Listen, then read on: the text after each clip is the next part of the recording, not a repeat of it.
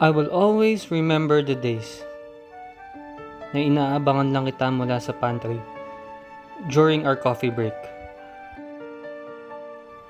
And every time I see you, I would always be mesmerized by your charming and ladylike appearance. Before I met you, I never really knew what I wanted. I spent so many years searching for the one. But then, I started praying. Hinayaan ko na siya naman yung manguna sa akin.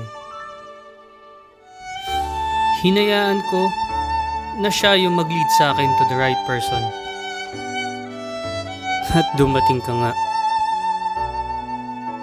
He is so amazing.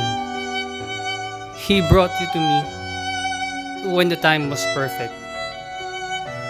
And truly, meeting you is one of the best things that has happened to me. God answered my prayers with you. From the start of our relationship, you have proved you are the love I waited and prayed for. He brought me someone who is far greater than I could ever imagine. Someone who grows alongside with me and chooses me every single day. You are the most genuine person I have ever met. I love everything about you. I love everything that you are and all that you're not.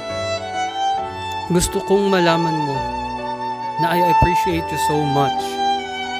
I appreciate everything that you do for this relationship. Masayang masaya at kontento ako sa'yo. Salamat. Thank you for showing me what it truly means to love someone. Thank you for always seeing the best in me. Salamat sa tiwala. Thank you for all the times that you have shared with me. Thank you for being my best friend. And most of all, thank you for being you. You are the only person I could imagine myself happily growing old with. Wala na akong gustong gawin sa future na hindi ka kasama. Every victory, every defeat, I wanted to share with you. Every blessing, every memory, gusto ko kasama ka. You are my biggest blessing. Alam ko, wala na akong dapat pang hilingin sa kanya. Because as long as I have you in my life, I got everything I ever wanted. At ang gusto ko na lang gawin is to spend the rest of my life making you as happy as you have made me. Jeneline Garcia Haplos, mahal na mahal kita.